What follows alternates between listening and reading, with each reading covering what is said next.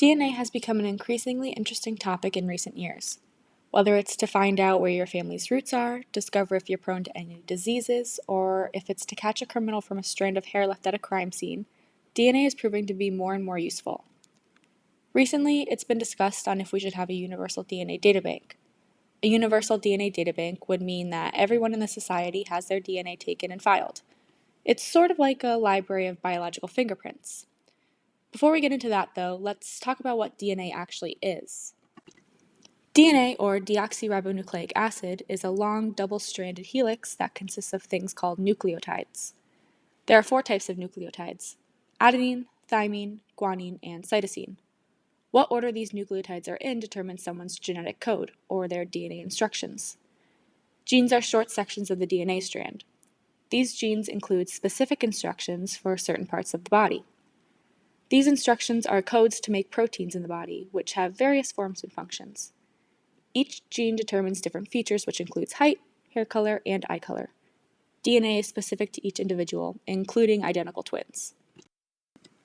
Now that we have the basis for what DNA is, we can talk about the positives and negatives of having a universal DNA databank.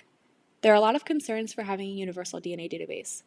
The 3 main concerns that people have expressed are: how would it be collected? Would they start taking DNA at birth or try to collect everyone's now? How could we get foreigners to consent to this, and what would the policy look like for that? These questions have yet to be answered. Is it safe? Would someone be able to hack into the system? Hopefully no. There are extreme amounts of security put on DNA databanks that are already in place, so the same and better would absolutely be applied to this one.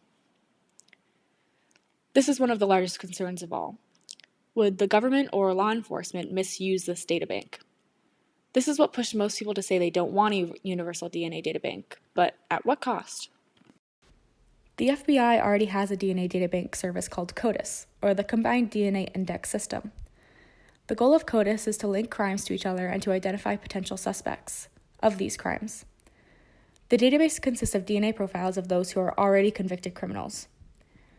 According to the FBI statistics website, as of October 2019, CODIS has aided in 391,411 investigations. Some of these investigations are decade-old cold cases. CODIS is helping law enforcement review cold cases in order to try to solve them. One of these cases helped convict a man named Earl Webster Cox, who kidnapped, raped, and murdered a 9-year-old girl. This case was solved due to DNA evidence 25 years after it went cold. CODIS is imperfect, though, and is definitely limited, so sometimes law enforcement turns to other needs in order to solve cases.